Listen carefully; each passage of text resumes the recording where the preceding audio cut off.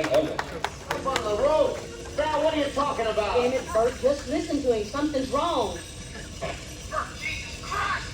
Get up on your roof. The things, they're under the ground. They're bigger than we thought. They're huge. They're coming right after you guys. They're coming right now.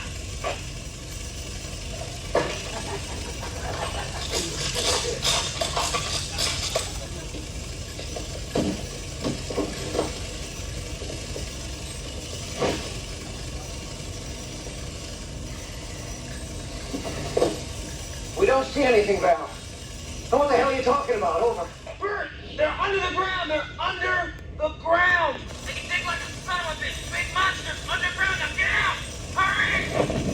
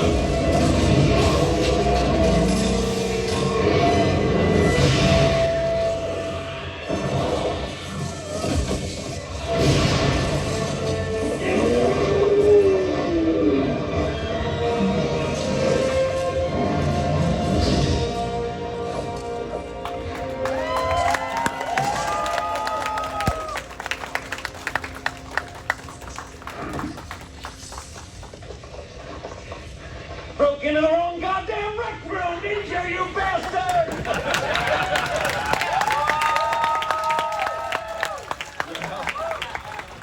There you go.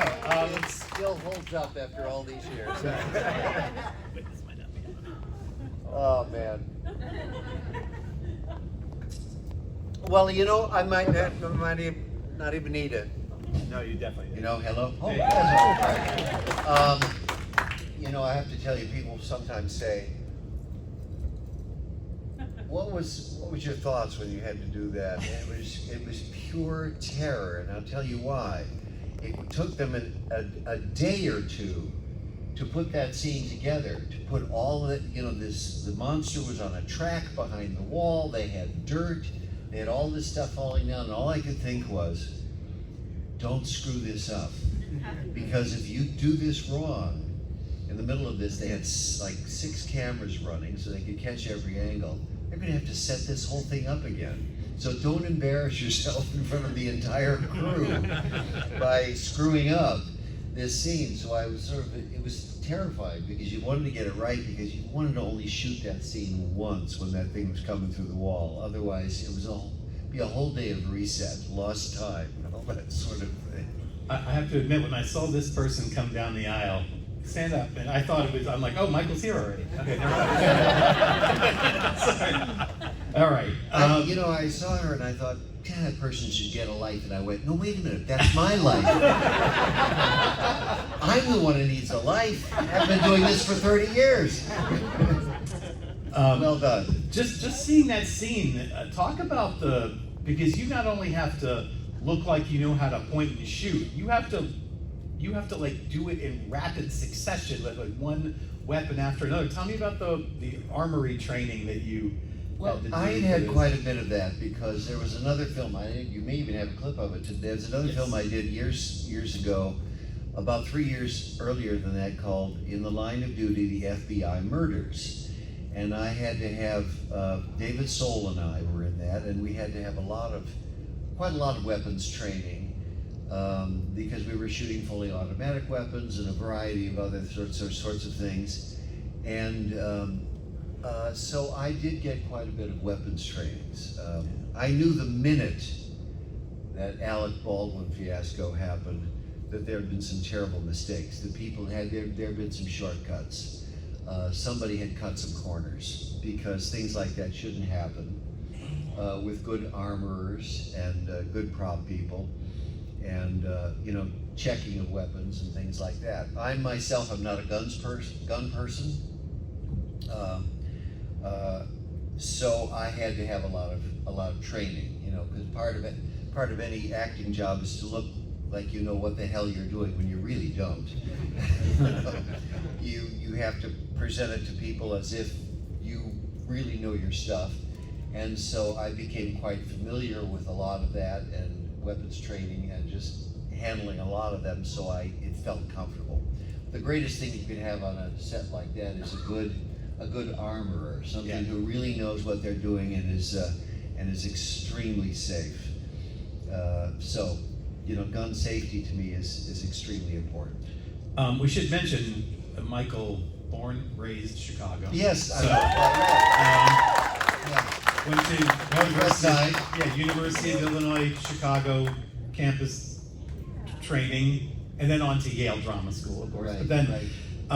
But let me ask you, this film in particular, I mean, you'd spent 7 years being America's dad, basically, on television, one of the most beloved father figures in all of television, and was taking on this role like a deliberate attempt to sort of shake up your image and your reputation? I was thrilled because a couple of months before Family Ties ended, this was in 1989, so we ended sometime, I want to say, April, May of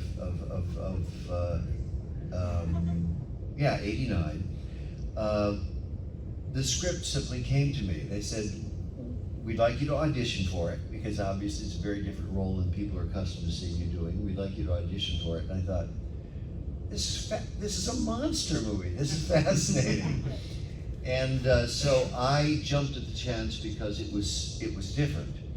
And part of the reason, I think, on any given series, it was a popular series for 7 years, and you begin to wonder, will there be life after this? Will you be categorized and shoved into some little pigeonhole where they will say, okay, America's most popular father, nice guy, what's left? And so you worry a little bit about that because you'd love to do a variety of things. That's part of the reasons you've got into this business. I like doing things that are just very different. And so they had sent this script to me. And so I went and auditioned for it and fortunately got the job. And so I was looking for other possibilities, but this basically landed in my lap. Not entirely, it wasn't an offer. They said, we want you to audition for this. And I obviously convinced them I was a paranoid, obsessive, compulsively disordered monster hunter, and they hired me for the job. But you obviously took to the character because you made 7 Tremors movies, 1 series, and then there was sort of a failed attempt at reviving a series or doing like a rebooted series or something.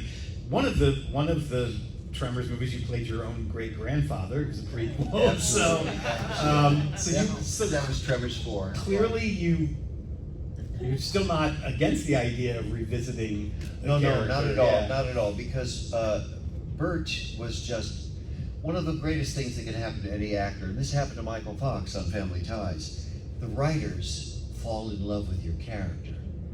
They love writing for that character because the character is so quirky and wonderful, as the Alex P. Keaton character was in Family Ties. You know, this little boy who was this conservative, you know, and was well, anyway, they fell in love with the character, and the writers fell in love with the character of Bert. Mm-hmm.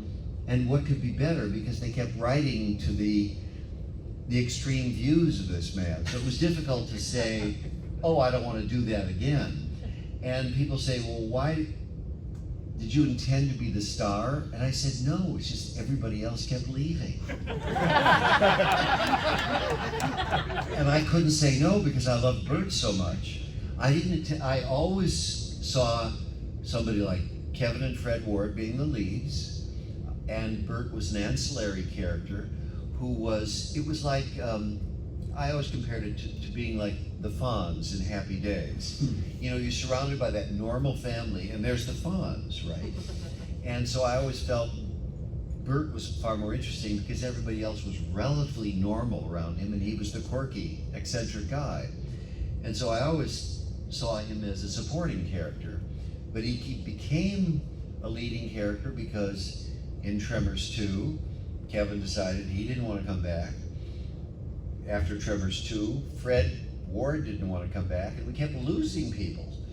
But they kept writing for Bert's strength, and so it just happened that I became the lead because everybody, a true survivor, right? So Bert was, in fact, a survivalist. The fan base for this film has taken on a life of its own. And like many of the films we're spotlighting this year, not on purpose, but it found a lot of success in home video because it didn't in the box office really, but absolutely. And so you get to keep coming back. At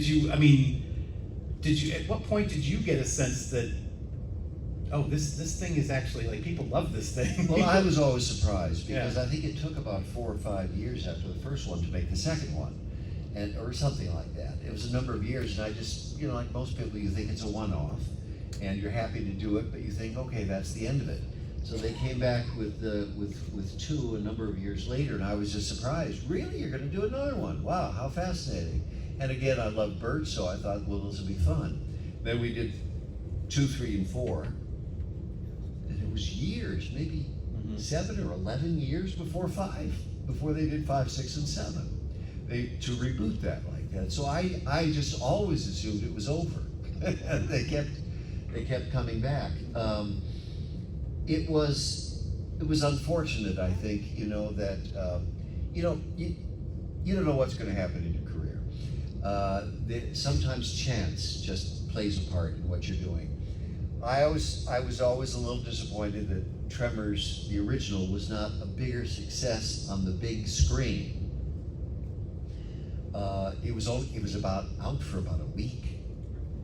Not enough people saw it. It really did not find itself until the aftermarket videos.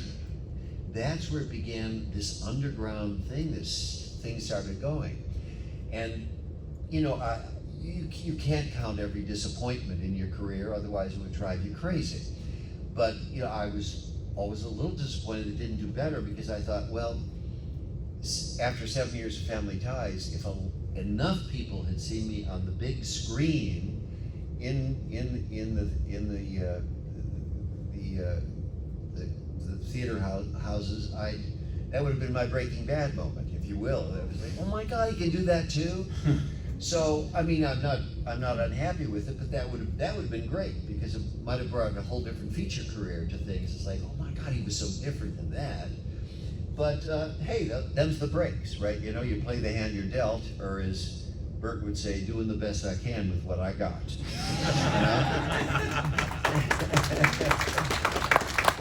I love that the film doesn't take itself too seriously. I feel like a lot of what's happening with some of the other characters is almost cartoonish at times, but I think Bert kind of makes up for that in taking himself so seriously. Well, that's part of his. I think one of the things that makes him so funny is the fact that he has no sense of humor. Yeah. Everything is so deadly serious to him, and that sort of comic paranoia, always, you know, just looking over his shoulder, and then he's always right, of course, in something like this.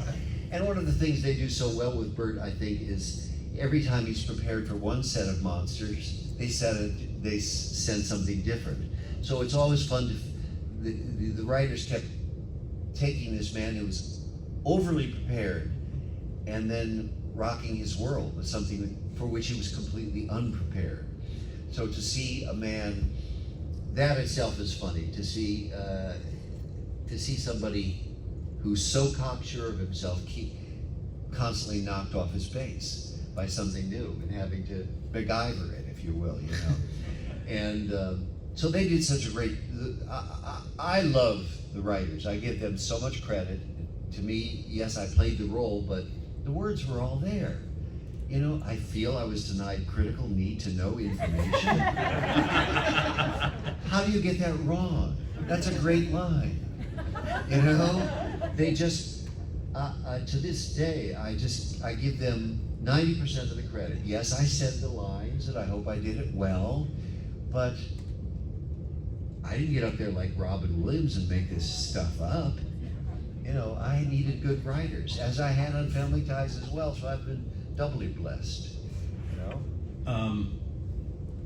Let me follow up on the Family Ties thing, just because I as I'm sure many people here did and have said to you, I grew up on this show. I was a teenager for the entirety of the 80s. I was a teenager, and this show is such a time capsule of the Reagan years. and also, it's amazing that we thought this family was slightly divided, because compared to now, like, not then, it was nothing. Like, they clearly loved each other, and no matter what the politics were inside the family. And there was a lot of the dialogue was just back and forth about politics. But I'm wondering, like, when you look at it now, that must seem pretty tame. Absolutely. I think every congressperson should be made to sit down and watch a few episodes of Family Ties to see how we can have such different views and realize we're all part of the same family. Now, one could take that to the country and say we're all Americans, right? And we always do best whenever we are united. And I always think, fewer Americans are divided than the politicians who try to keep us divided so they can get votes. I swear to God, because I think most Americans say we're neighbors. We can borrow each other's hoses and take care of each other and ask for a cup of sugar. And we basically believe the same basic things, you know? And those were the days when it was very different, when two Irishmen like Tip O'Neill and Ronald Reagan, two Irishmen could sit down together on extreme ends of the spectrum and have a glass of Irish whiskey and work out a compromise. Okay, what are we going to do about this? How do we make this happen? As opposed to being these divided camps that won't talk to each other. So that's to me, it's disappointing to me, and I think it's corrosive to what is a great country, quite frankly, to have that kind of knocking at each other all the time. When you're at a convention like this, especially like a horror or sci-fi convention or whatever, and you come, what are the percentages of people that want the Family Ties stuff signed as opposed to the Tremors Well, stuff it's pretty much equal. I'll be surprised sometimes because I've had people come up to me, and you know who you are. Some of you have been here, you know, fully tatted, pierced. You know, you look like you've just got off your Harleys, and you'll come up to me and say, "Man, you were the greatest father in Family Ties." And I was assuming they're here for Tremors. You know, it's like you can't tell a book by the cover. I'm serious, and I am so grateful for all you. You know, to some I was a dad, and people say, "Why do you think you're so popular?" I said, because America's families, they needed a good American family where the father wasn't just my way or the highway, you know what I mean? And the family could have their differences, and nobody was sent to bed without their dinner because they had their differences. You know, I used to think Family Ties was actually a stupid title. I thought it was a little too generic, and then I realized that it was a pretty good title because the ties that bound us together were greater than the things that pulled us apart. And I think that's a good lesson for the country and for people in general in any community at any time. You know, what we have in common is always better than what pulls us apart. the Warriors guys were afraid to get political, but not this guy. All right. Oh, no. No, so No, and people will also, well, all right, I'm talking about being political. I happen to be someone who's, I'm as crazy about model trains and railroading as Bert is about guns, okay? That's my hobby, right? People will say, well, don't you just love guns? And Bert loves guns, everybody should have, I said, no, wait a minute. Bert was a gun control guy. He said, what do you mean? What? I said, remember what he told Melvin? I wouldn't give you a gun if it was World War III. I think to this day there's some people who are not intelligent enough, and not everybody should have one any more than not everybody should have a driver's license. You can't have that.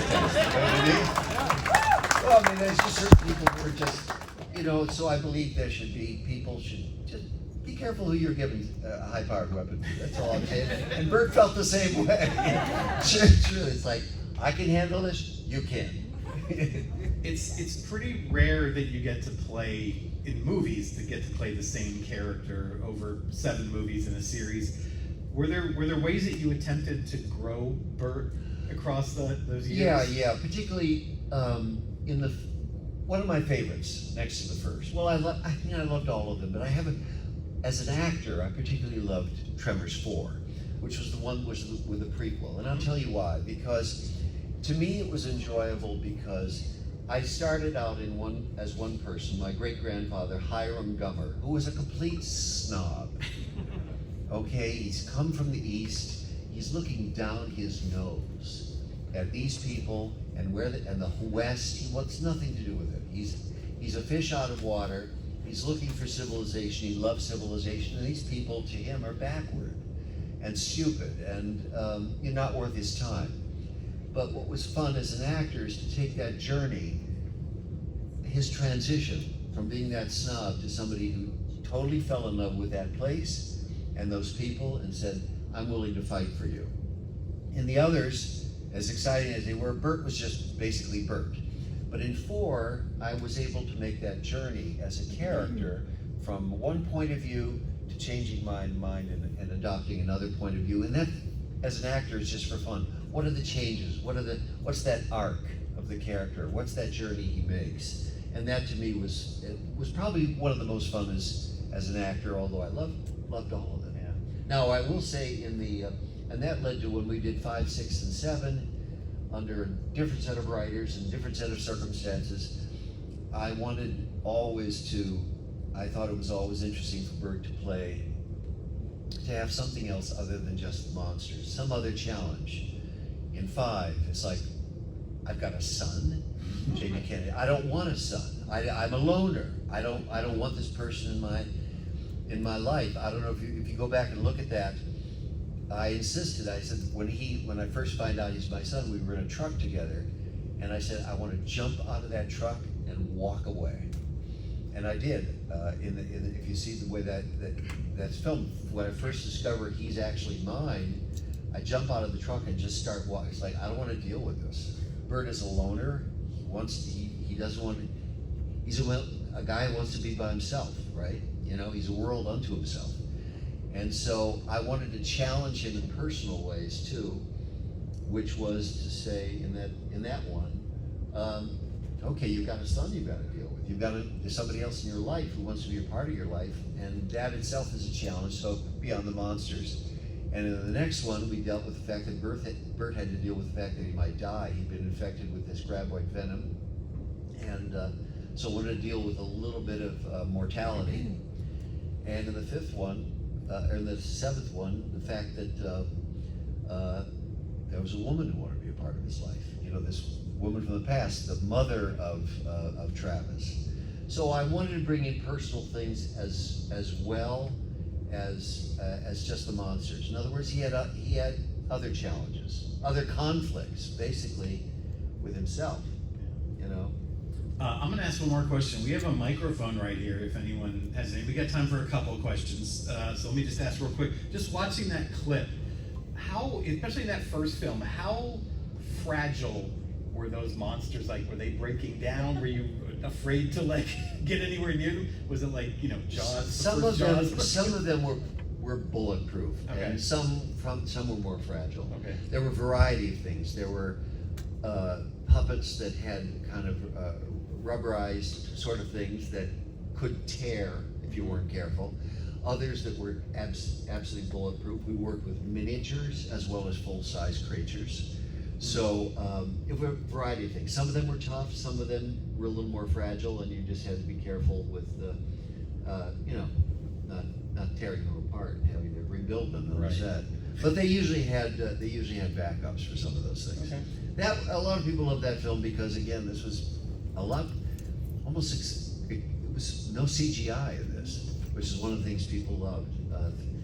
Practical monsters. I just, a couple weeks ago, was in New York City, and one of the things I did there was go see Little Shop of Horrors on off Broadway. And that, when I saw that clip, I'm like, oh, it's just like The Plant, but sideways. Like, you know, the tentacles all come out, the mouth opens. Like, oh yeah, it's phenomenal puppetry and animatronics and everything. So, anyway, I saw Little Shop of Horrors years ago when it was an off-Broadway show yeah, before it's still off became Broadway. big. Yeah, it's still off Broadway, but it's, yeah, it's got okay. Yes, go ahead. Just wondering, out of all of the Tremors movies, what is your favorite action sequence? Oh boy, that's such a good one. No, I mean I'm actually put on the spot a little bit because, well, I mean the aside from the terror of the basement, you know, it was like, am I going to do this right? Am I going to screw up? That was a great moment, and for an audience, it was a great moment too. To me, the few times I've seen this in the big screen, that reveal of the wall of guns always brings a laugh to people because they think these people are sunk, and then they reveal that wall behind them and they go, holy crap, they've got an arsenal here. I think these people might actually pull this off. It was always a beautiful moment to see. In terms of action sequences, I mean, boy, there's so there was one, I think it was Tremors 3. I was in an actual, I forget, it was like a 20 millimeter gun turret, mowing down shriekers, and that was insane because I was in this thing shooting blanks and in a turret, and sort of rotating, and I mean, those things are just, you know, like, you become a big boy again. It's like, oh, this is fun, you know. So that was a treat. Yeah, you bet. Yeah. Very quickly, your favorite memory on Cool as Ice and Curb Your Enthusiasm. Well, Cool as Ice was not a great success. And a lot of people think of it as the best, worst movie they've ever seen. First of all, that was another one of those things, a kind of disappointment because it was a feature film. It's like, oh good, my feature career. Wrong. You know, because it was not a great success. But he was a very nice guy, by the way, Vanilla Ice. He was, maybe because he was new at it, he didn't seem terribly full of himself. It was so that was a very pleasant memory. Candy Clark played my wife in that, a very lovely lady. We had a good time on that. Curb Your Enthusiasm was just a hoot because I thought, this is great, I don't have to learn any lines. As you might know, it's all ad-lib, you make it up as you go along. You have a basic structure of the script, what has to happen in a scene, how we begin the scene, how we end the scene, what information has to take place in the course of the scene, and then you start riffing, and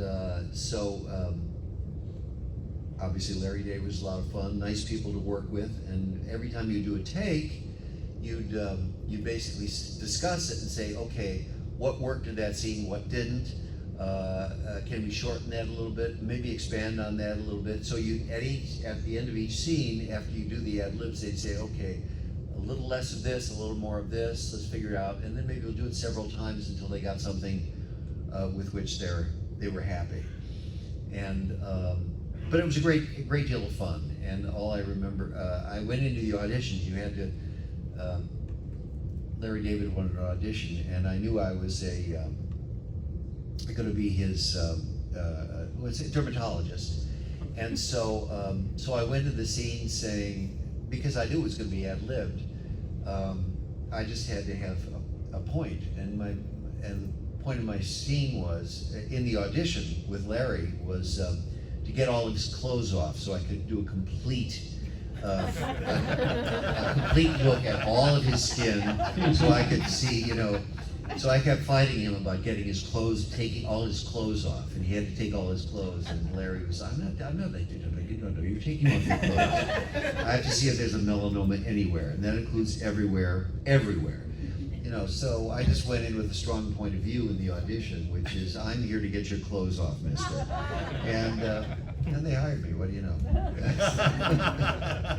All right, we get these last two here. Yeah. All right, Michael, if you were given the total floor for Tremors 8, any pitch you had, anything you wanted to see they would do, what would you want to see for Tremors 8? All right, sometimes I have outlandish ideas. I talked to Kevin about this a couple of years ago, and I have no promises about will there ever be a Tremors 8, right? But if there's some talk, and there's one or two people out there who still think they'd like to do it, but unfortunately the rights for Tremors are tied up in a kind of legal limbo right now between Universal Studios and Stampede Productions, which did the first three, who owns it and all that sort of crap. So being in legal limbo, it could be there forever with lawyers, right? Because they're just charging you by the hour. At any rate, my idea, and I talked to Kevin about this a couple years ago, was we're back in perfection again with all the original people, all of whom survived. Yeah. Okay? So I'm there. We've lost Fred Ward, unfortunately. We've lost the gentleman who played Walter Chang, but Charlotte Stewart, who played Nancy, is still alive. So is the young lady on the pogo stick, Mindy, and we've got some others. Reba, and I said, if I could get us all together in that, it would be, we're all these older people, right? But I love the sense of community in Tremors 1, and we still have some younger people there and so forth and so on. But I said it's a little like the Last Picture Show, that town in the Last Picture Show that's sort of dying, and Cocoon, where all these older people get together and say, we can still do this crap, man. We can still do this. And I see the empowerment of these aging people, these geriatrics, all of whom are now practically on Medicare, right? But by God, we still got it, And so it's these people who never left that town, it's dying all around them, and they got one last fight in them. So that's one of one idea I had. Thank you. All right, we get these next two people, and then we gotta cut. He has a photo to get to. So. Hello. I was curious. You talked a little bit earlier, of course, about working with the practical effects and how it made you nervous. Right. But I was curious how you feel over your career. Technology has changed so much. And do you find it as an actor more difficult to work with CGI because the item you're reacting to isn't there, or you're in a green screen, and how that's been? That's a good point. Well, practicals are just fun because you've got something right in front of you. On the other hand, I always know that practical thing is just a piece of rubber. So I'm pretending that piece of rubber is actually going to tear me apart, and I'm protecting that X on the wall is a monster. So it's all pretend, so it really isn't all that much different. I'd rather have the visual right in front of me. That's a blast, but I always know I'm faking it,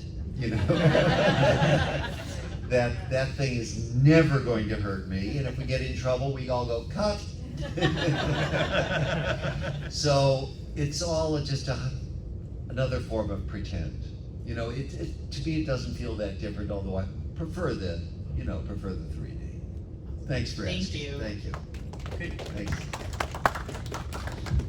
So you mentioned earlier how you enjoy the way that Bert is ready to zig, like really ready to zig, Right, and then they right. zag. So when you get the scripts and you're reading through and you get to see this time, which one blew your socks off like the most? You know, like grab with Shrieker's Ass Blasters, that kind of thing. I think the ass blasters, because that was, you know, wait a minute, they can fly? You know, and the guys were always so good about inventing ways to get around them, you know, hiding ourselves under mattresses and things like that. The visuals they did in 2, you know, behind the doors, walking behind the doors or under the mattresses in 3, they were always so good at having great comic visuals. You know the pogos, you know, the going from from rock to rock in Tremors 1, incredible visuals, making a really scary thing very funny at some points. And since we have to end, I'll say I want to talk just a little bit about Bert. I have a great feeling for Bert. I think he's in fact a very noble character. Although you may say he's definitely a misanthrope. He likes to be alone. He doesn't care about other people. He always, as stupid as people are in these films, when he tells them, that's stupid, don't do it, and they do it, he always comes to their rescue. He will not say, no, I warned you, I'm not helping you. I think there's a nobility about Bert. I really do. Because he said, you screwed up, by God, I'm going to get you out of it. You know, and I love that about the guy. I always love that he's right. He's like, no, what I mean by that is, I had an argument with somebody on one of the Tremors things they were talking about, one of the movies. They were trying to tell me, oh yeah, what was it? Something about like the drone in the beehive. He's a fighter or something like that. I said, no, Bert can't say that. The drone is not a fighter. The drone in the hive exists for one thing, it's that to impregnate the queen, and then he dies. It's the worker bees, you know. And if we have this like that, if Bert says something, it's right. You can't have him say a wrong thing because he has a very limited knowledge about things, but it's deep within that limited quality. I always thought of him as a kind of sorry, I'm talking too long. Okay. I know I've got to go. I always thought of him as like a little like Sherlock Holmes. Sherlock Holmes, I loved those stories when I was a kid, used to say, I have this little brain attic, and there's only so much room in my brain attic. And when I learn something, I have to push something else out. Now, Sherlock Holmes could tell you from a cigarette ash what kind of tobacco had been used and what kind of cigarette paper had been used. He could look at a man's boots and look at the mud and tell you what part of England he came from the soil on that man's shoes. I always thought that Bert was very much like that. He didn't know everything, but what he knew narrowly and very, very well, and to a very great depth. So when he says, in Tremors, maybe 2 or 3, plastic is not an oxygen barrier. It's true, MREs are packed in foil. Plastic will not do it for you. He knows when he says something, it is true, and it is correct. And so I always say to people, don't put something in his mouth, and I'll fight to the death to preserve that. The fact that, no, don't, if he says it, it's true. He knows his stuff. Thank you so much. You bet. Thank you very much. So before we let Michael go, we're going to play a clip. He is going to go. He's got a photo to take across the hall, so you can still get a photo. He'll be up in his booth for another hour or so. But the guy who runs this thing, Mike Kerr, is one of the people who runs this thing, is obsessed with, and we were talking about having you here, and he said, have you ever seen In the Line of Duty, the FBI murders? And I'm like, I probably did at the time. It was in '88, so it was still while you were on Family Ties, so I probably did watch it, but you did 3 of these. They were TV movies. Right. But you played a different character in each one. They were each self-contained stories. And the first one, though, you and David Soul played very bad people. This was based on a true story. Yeah. Something happened to a couple of guys who were in Miami and were some really bad dudes. They were both killed in an FBI shootout, and I think they have a clip of the shootout. So we're going to show like sort of an extended clip. He's going to go, but like, yeah. I may have to watch it a little bit. Okay, you can watch it. Because I haven't seen this in years. But I will tell you one thing, the shootout was done over 3 or 4 days. It was done so methodically well that the FBI used this shootout in their training videos in Quantico, Virginia, how not to do a felony car stop. Because these guys had more firepower than the FBI. 3 or 4 FBI guys were killed in that shootout with these sons of bitches, and who, by the way, I found this out later because we found out the autopsies for these guys. These guys all took, these 2 guys, David Soul and myself, all took non-survivable wounds. The wounds they took would have killed them, but they kept fighting. They kept walking and shooting and killing. But they had taken wounds that were going to and did kill them. But it was just 2 really bad dudes. So, okay, let's say thank Anyway, you very thank much you to for Michael being Gross. here. Thank you guys for sticking around. You fans make it happen.